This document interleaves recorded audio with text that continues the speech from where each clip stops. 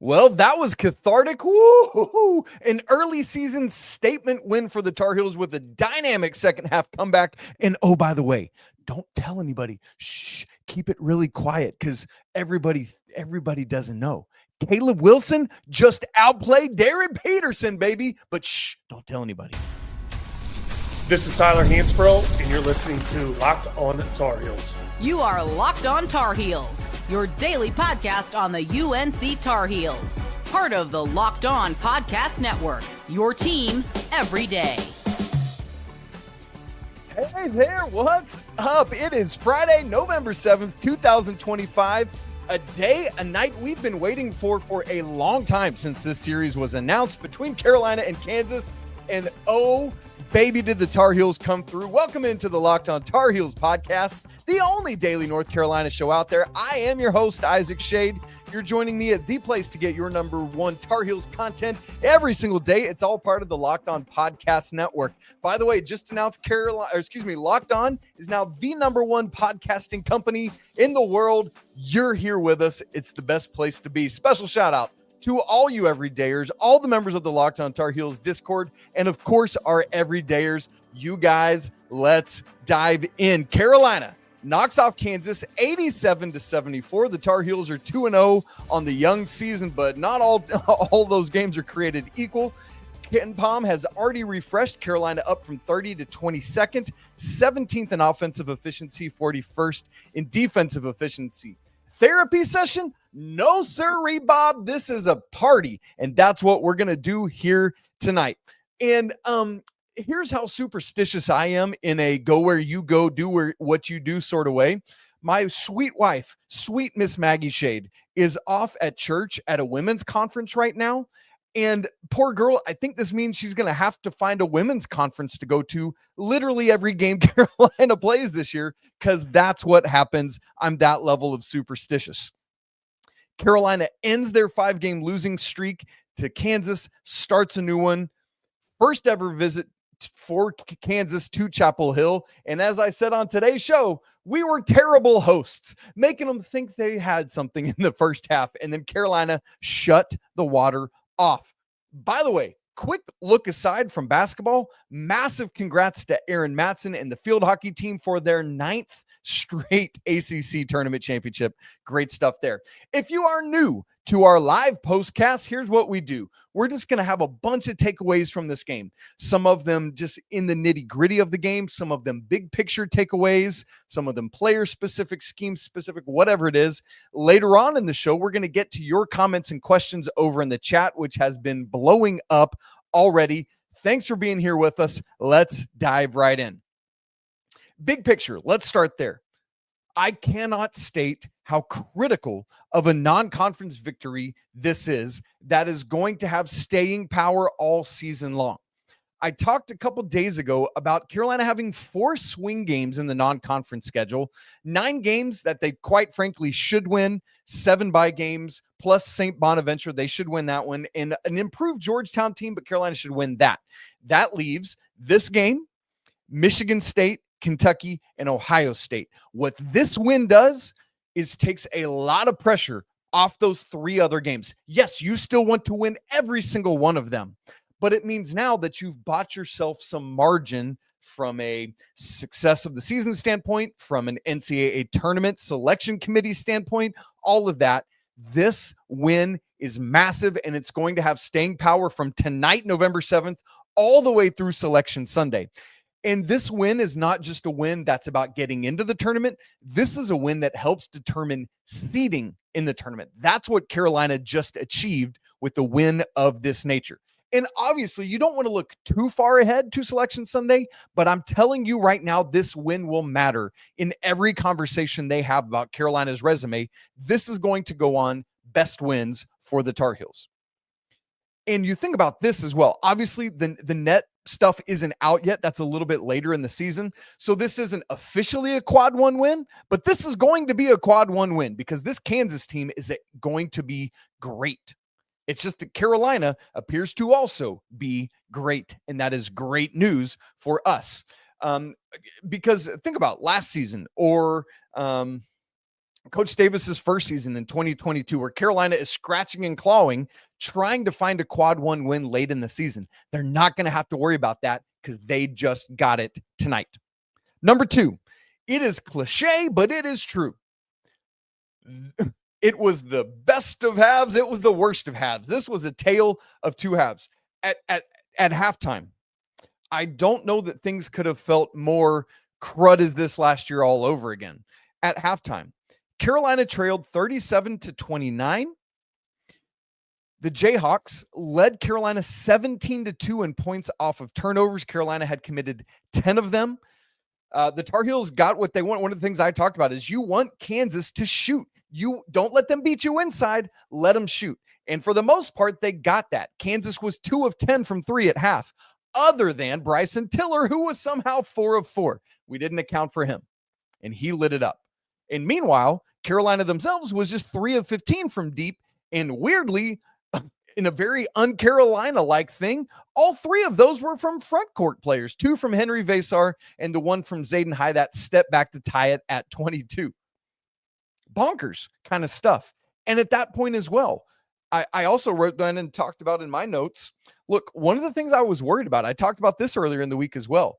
What is going to happen this season when Carolina gets into a game with a team that's able to make them a half-court team, which is what Kansas was able to do in the first half? Because without an Elliot Cadeau, for example, as your point guard, are you going to be able to execute if you're not out and running in transition? Carolina looked woefully inept in half-court offense for the majority of the first half. Late shot clock shots, just trying to find something. Henry Vesar not being willing to take shots when he had a mismatch in the paint.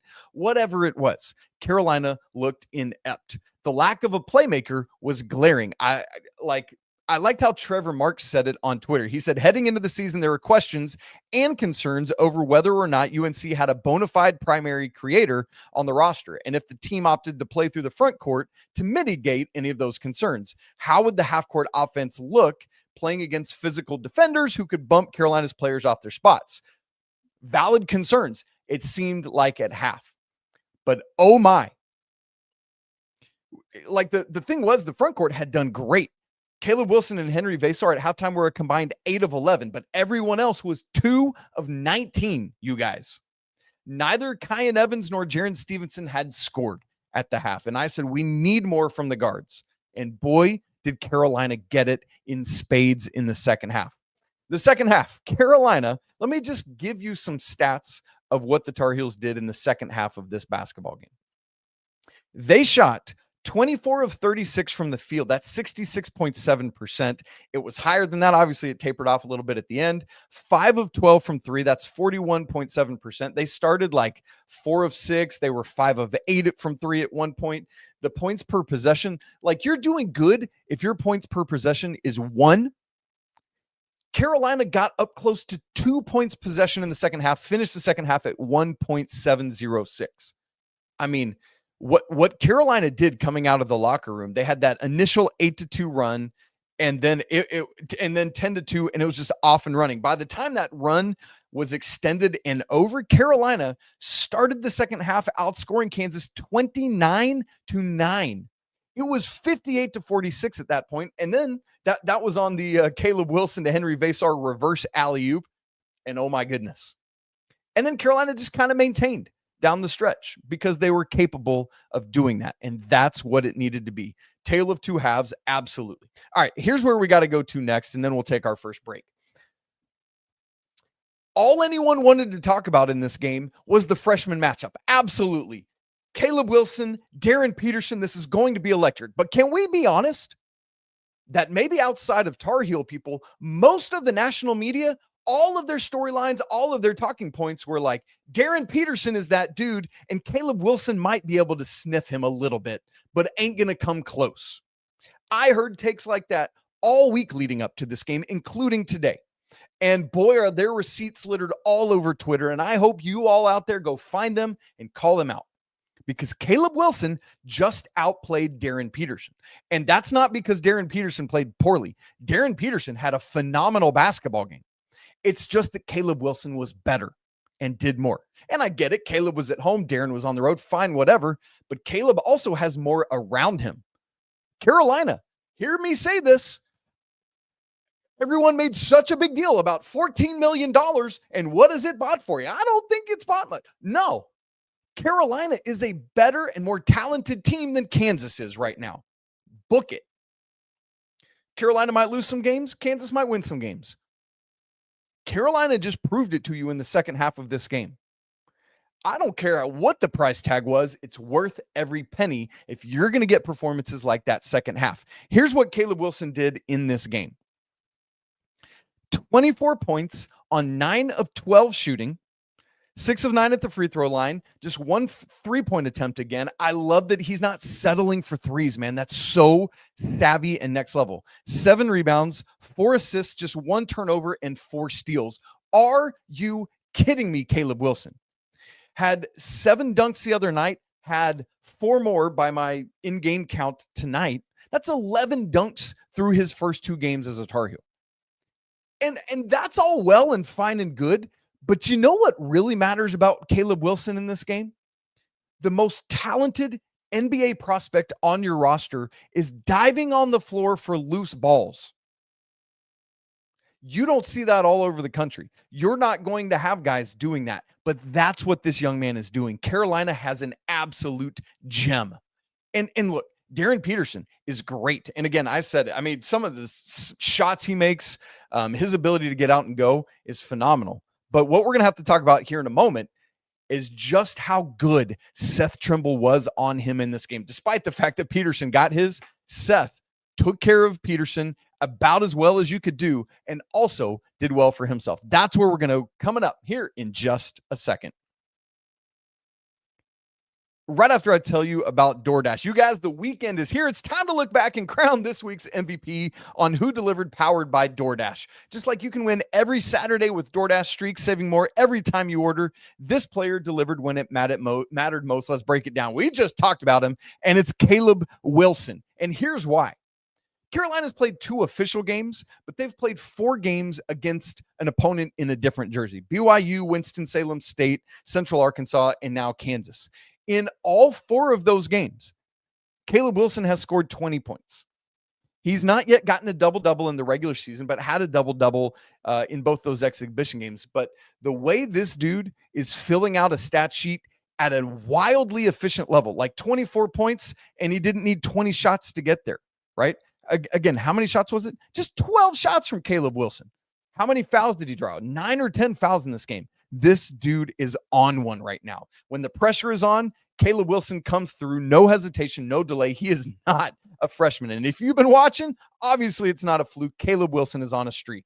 And just like he delivered for the Tar Heels, DoorDash delivers your Saturdays. With DoorDash Streaks, you save every time you order, stack it up all season, and you could save up to $250, including $100 in DoorDash credits. Order this Saturday, keep that streak alive, and fuel your game day only with DoorDash. Terms apply, and the streak runs all the way through November 18th.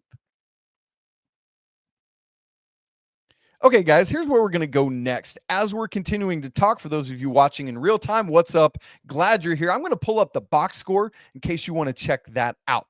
But the next place we got to get to, Carolina's front court. I just talked about Caleb Wilson, but the front court has been so incredibly efficient. Actually, while we're still talking, before we even get to this one, let me remind you what the front court did against Central Arkansas. Let's look at it here really quick. Against Central Arkansas, Caleb Wilson, 8 of 10 from the field. Henry Vasar, 6 of 9 for the field. So they were 14 of 19. In this game, let's switch back to the Kansas box score. Carolina's front court, Caleb Wilson, 9 of 12. Henry Vasar, 8 of 12. That's 17 of 24 in this game. These dudes are incredible. And you guys, think about this time last year. We're like, do we have a front court? I mean, it took till like the last 6 games of the regular season before Carolina's finally like, I guess we'll rock with Jay Witt and Vin Allen Lubin in the front court. And that was it. Henry Vasar, and Caleb Wilson are having a absolute year right out of the gate, and Carolina's got to keep riding that. The key, though, is going to be complementary football between the backcourt and the front court. It took till the second half for the backcourt to catch up. If they can be aligned with the front court game in and game out, and it'll be interesting to see going forward. Jaren Stevenson obviously started this game again in place, or not Luka Bogavac. Carolina had that jumbo size advantage. It's going to be interesting to watch this front court do it. But man, so good and so efficient so far. Okay, that said about the backcourt, can we please now talk about Seth Trimble? Yes, 0 of 5 from 3. He hasn't hit one yet this season. Cool. Forget that and ship it out the door for right now.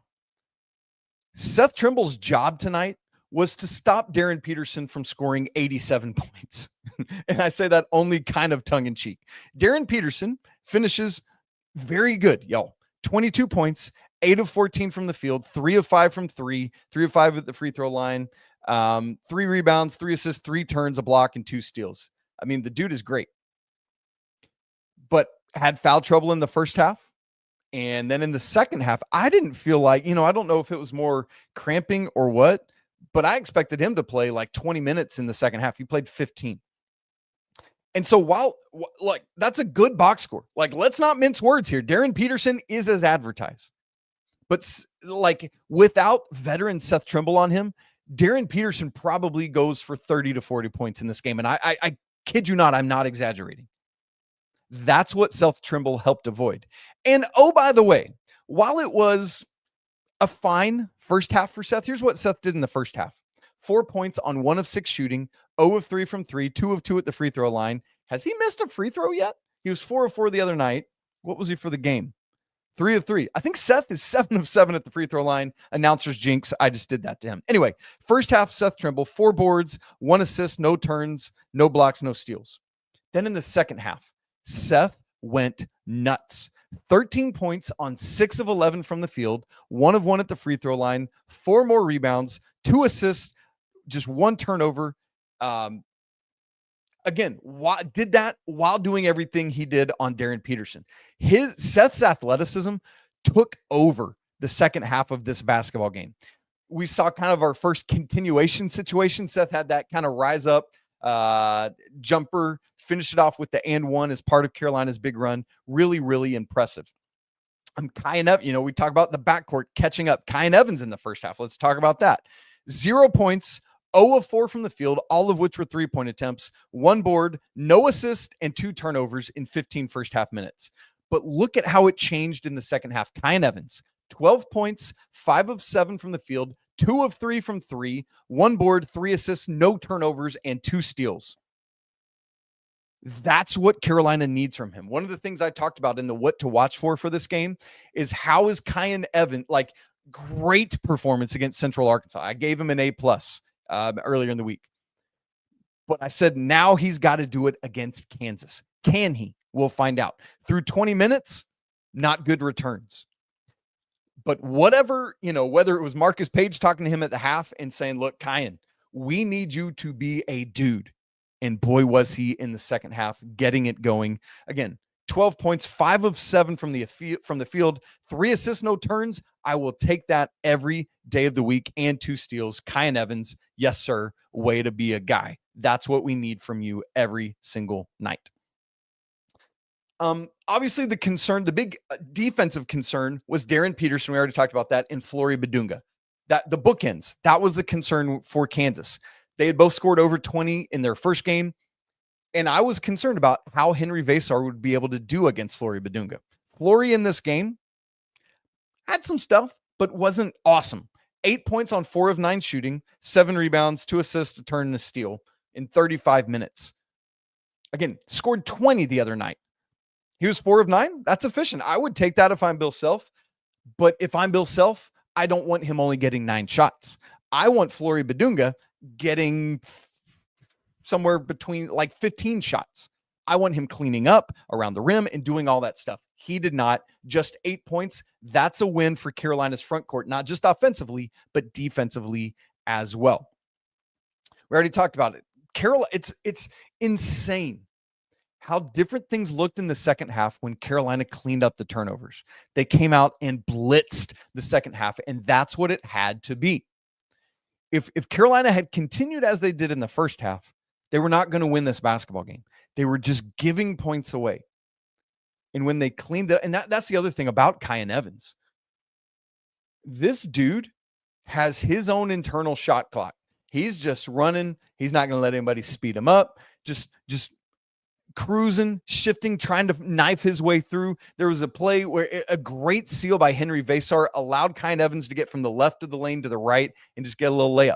Beautiful, man. That's what you're talking about. How many crafty layups did he have? I think Kansas had 3 goaltending calls against them in the second half, all of which I think were Kyan Evans shots. I could be wrong. I need to go back and watch, but in real time, that's what it feels like it was. That's so critical. I need to shout out my guy, Pat Kilby. You all remember Coach Pat Kilby. His life is just insane right now with basketball. His family has been fostering. They've been able to adopt their little boy. Man, it's so cool. I love it for him, but he's had to step out from the podcast. Get it. But we still text a lot because we're brothers, and I love that man. I miss him. But obviously, he needs to go be away. One of the things he said to me, he texted me, here's my 2 keys for this game. One was the same thing I had said to us about don't get beat inside, let them shoot. That's what Carolina did. And Kansas was ended up being pretty efficient. I think they were over 40% from 3. But the other thing Pack said was Carolina needs to control not only the rebounding, but points in the paint. Carolina won the rebounding by a healthy margin, 39-27 over Kansas. That's plus 12. You'll take it. And I haven't actually looked at second chance points. Let's see how that played out. Not many for either team, actually. Kansas won that 10-6. So that's not all that big a deal. Fine, whatever. But Pack said the critical thing to me is going to be points in the paint. You ready for this number? You guys, Carolina led points in the paint 48-20. And again, these guys are dominating inside this front court, and that is so great. Now, we're starting to get a little bit of a better idea about what the rotation is going to be. This is a game where not everyone was going to play. I expected 8 to 9 to play, and it was the exact 9 that I expected. Kyan Evans, Seth Trimble, Caleb Wilson, Henry Vasar, Jaren Stevenson start the game. Obviously, Luka Bogavac is the first one in off the bench. Jonathan Powell comes in. Derek Dixon was, I think, second off the bench. Zayden High comes in. The only, like James Brown, no minutes for him. And so 19 minutes for Luka in this game. That was 6th most. Jaren played 23. So they're basically splitting the minutes at the 3, 8 minutes for Derek Dixon, 7 for Zayden High, 6 for Jonathan Powell. So not a bench-heavy game. But again, you don't really expect it to be in this game. This is probably one of your 5 highest level games of the regular season. Because you think about this one, the game at Kentucky, the 2 Duke games in Louisville. That's probably your top 5 regular season games. And so the fact that the bench got in and played 7 times 3 is 21. So we're looking at about 40 minutes from the bench. Cool. I'll take that, right? That's like 1 position's worth of the entire game, 40 minutes. That's what you're looking for. Okay. What I want to look at next before we take one more break and then go get all your comments and questions. I can't wait to see what you guys have for us tonight. Let me zoom back out and look big picture a little bit, if I may. What this win does for you now is coming up. Carolina has 3 bye games. That's what's next. You've got, let me actually pull up what those bye games are so we can look at it and talk about it really quick here. Next is next Tuesday, Veterans Day, hosting Radford. Then you host NC Central next Friday, a week from tonight. Then you host Navy the next Tuesday, November 18th. That's a great chance for Carolina to say, what did we learn from the Kansas game? And then what can we try? What can we apply? There are actual breaks in this non-conference schedule because you've got more and because Carolina just didn't want to go as big as they did last year. I think it's smart. What you need to do, though, is just crush all 3 of those.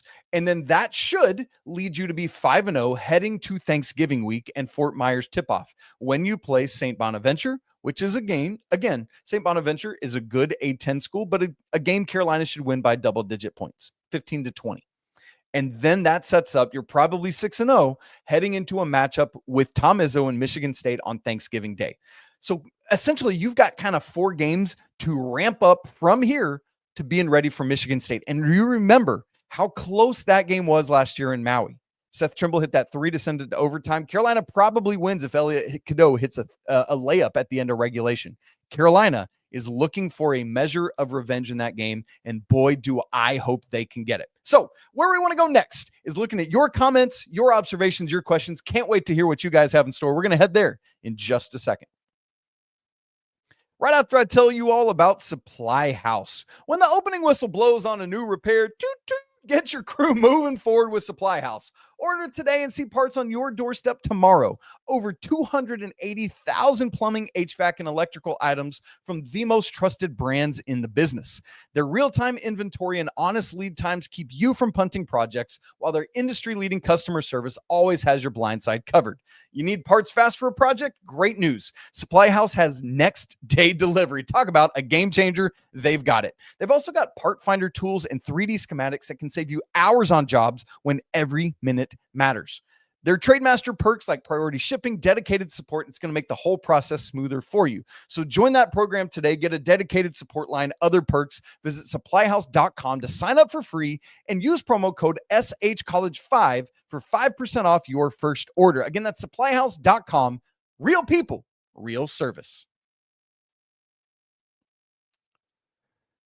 All right, gang, here we go. One of my favorite parts, we get to interact with you guys live. Let us see what we've got to go. Jacob Porter, let's give you the first word. It says, so much for not being a physical team. These guys can play. Jacob, I love this point. Wine and cheese? No, sirree, Bob. This is a team that is down to get scrappy and dirty and get on the floor. We already talked about Caleb Wilson doing it. When your superstar is leading the charge getting on the floor, it's great. You saw Henry Vasar getting down, other guys getting down and dirty. I loved how physical Seth Trimble was, right? Like, it was Kansas's maybe second or third possession of the game. Darryn Peterson had the ball right across from Carolina's bench on the opposite sideline, and Seth got all up into him. I thought they probably should have called a foul. They didn't, and I loved it. It was Kansas's ball, fine, whatever. But that, to me, kind of set a tone, and man, it was great, great, great stuff. Yes. Uberath, I don't know how to say your screen name. I apologize. Says, has it been 23 years since a win against the Kansas? Not 23 years, but all the way back. Well, I guess since a win, probably so, because Carolina, that the start of that 5-game losing streak was the 2008 Final Four when Carolina just got blitzed. And so let me look up in real time here, Carolina, Kansas head-to-head basketball. Here we go. Stay with me. Man, all the way back. The last win, yes, was 2002, 2003 at MSG was the last time Carolina won. So, yeah, it's been that long. That game was Wednesday, November 27th. So that was 2002. So, yes, 23. Wow. That's a great call from you, UB Wrath. Unreal stuff. Okay, let's keep looking here where we go. Jonathan Fox, what's up, Jay? Good to see you, my friend. Says he didn't show it on the box score, but Jaron Stevenson's play in the second half was key to how well we played. He was out of it in the first half and had limited minutes, but he turned it up in the second half. Look, you guys, the key to what Jaron Stevenson brings to this team is defensive toughness, the ability to switch multiple positions. Yes, he's going, like, multiple of his threes I thought were going to drop in this game. Finally, one did, but I thought he had others that were going to do it.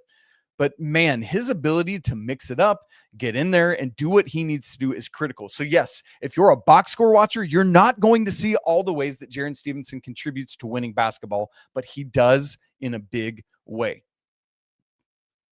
Jay Chill says, when it's all together, this team is trouble.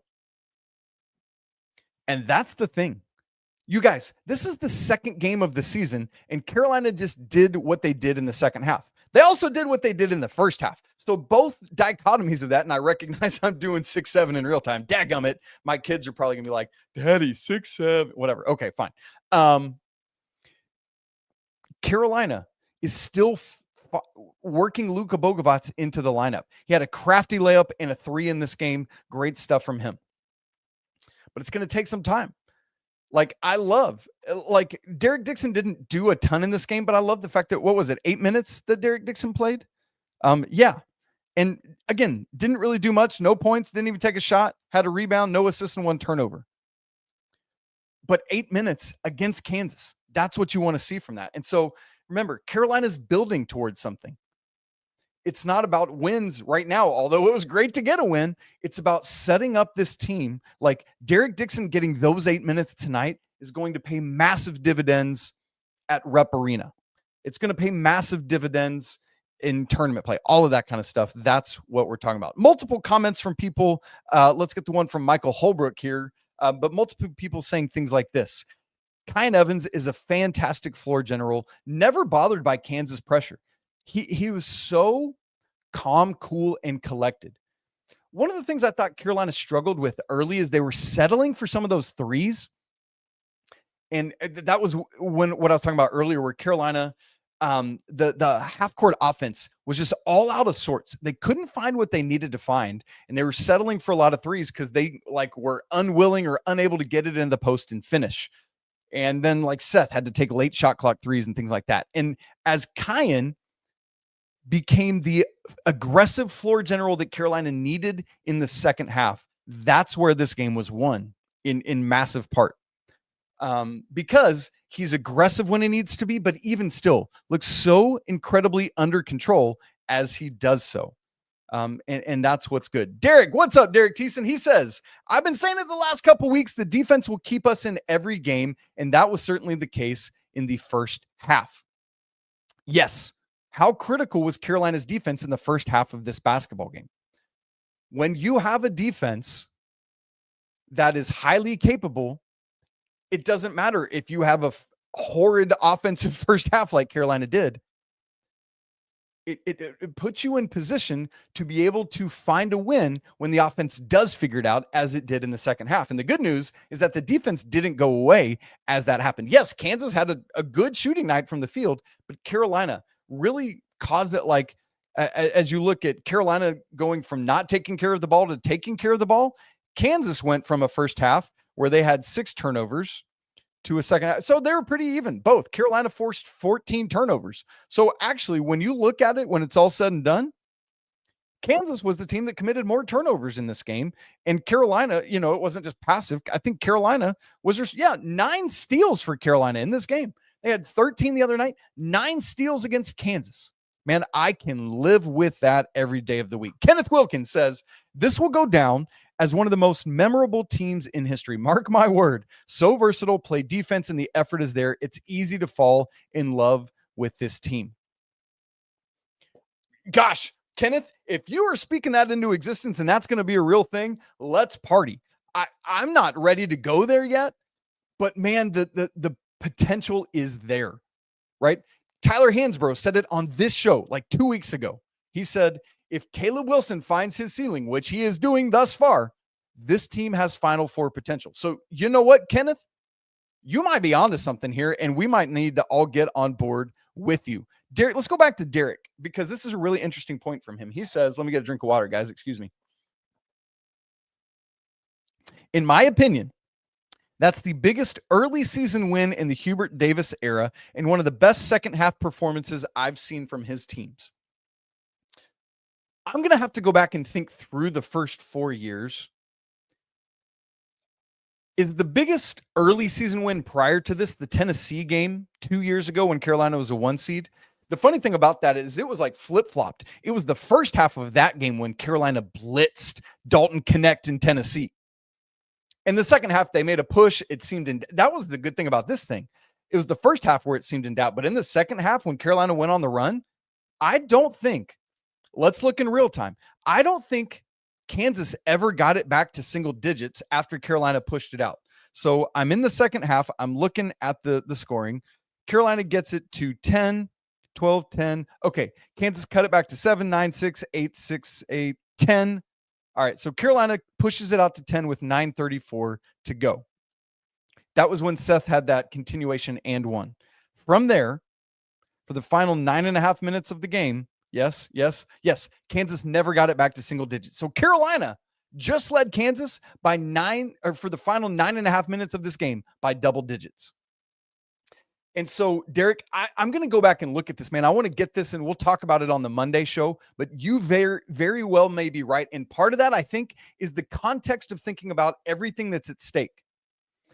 Because all the Hubert Davis hot seat conversations, and I said, you all just wait for what this Carolina team has in store, because the nation is overlooking and undervaluing this North Carolina team because they don't think the pieces fit. But we've been talking about it all season. This roster fits and it makes sense and it works. It just does. I'm not going to go back and say I told you so and find a bunch of receipts. You all can do that. But I'm just going to keep saying what I said all offseason.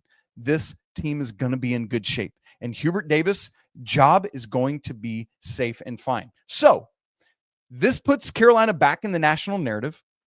This is a critical win for Hubert Davis. So all of those contextual things considered, Derek, I think you very might well be truly correct on that. Let me see if, and honestly, that might be the place to end tonight. Actually, here it is from our guy, the Nintendo Nerd. I like this one. Connor, the Nintendo Nerd, says, Isaac, I think Caleb Wilson could get that triple-double you thought Harrison Ingram would get. There have been multiple Tar Heels that I thought had the capability to get triple-doubles. I really thought Harrison Ingram could get one because of his point-forward capability. That's what the Nintendo Nerd is responding back to, because of his ability to shoot, to score, and rebound and assist. I thought he would get there. He never did. I can't quite remember the closest he came to it. Prior to that, man, I thought Theo was going to do it. Theo, you out there? Man, I thought you were going to get a triple-double at some point. And as a reminder, does anybody know, trivia, how many triple-doubles are there in Carolina history? The answer, I'm going to give it to you in 3, 2, 1. 2. 2 triple-doubles in Carolina history. And funny enough, they happened within 2 weeks of one another. If my brain is thinking correctly, it's Jason Capel and it's Brendan Haywood. And I think, and somebody fact check me in real time here, because I'm going to say this, and I hope I'm wrong because I want somebody to figure it out.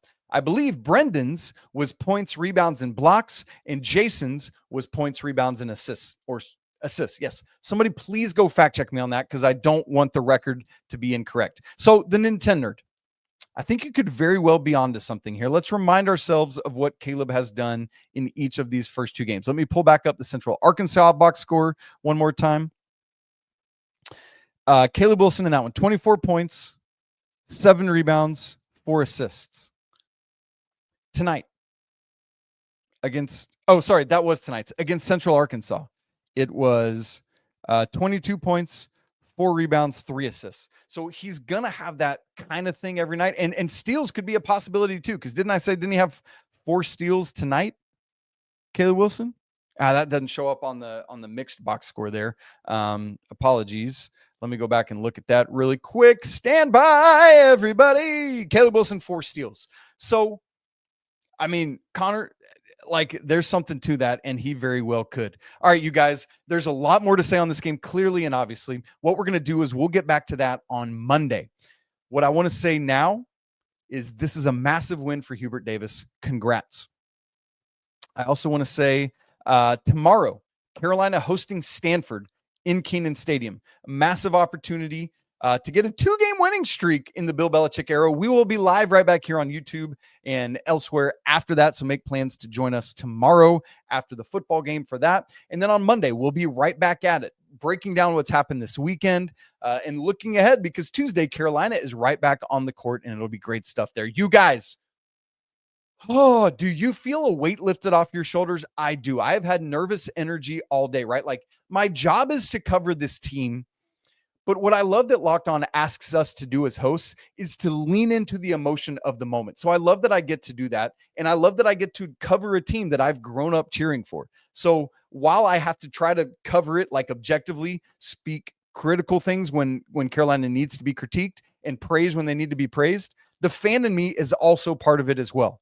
And so, man, what a release, what a cathartic moment tonight was. You guys, Thanks for being with us. Make sure you're locked on to the Locked On Tar Heels show all the time. Subscribe on YouTube if you're watching down there in the corner. If you're listening back to this later, so glad that you are here. If you want to go next level with the show, you can do that by joining our Discord. That link's in the show notes, or joining the Locked On Tar Heels Insider group where you get one-on-one connecting with me. You get free access to all of my stats. Like somebody asked me to track all of Caleb Wilson's dunks all season, so that's in there. Would love to have you as part of it. You guys, it's always a great day to be a Tar Heel. We'll talk again tomorrow after the football game, but until then, peace.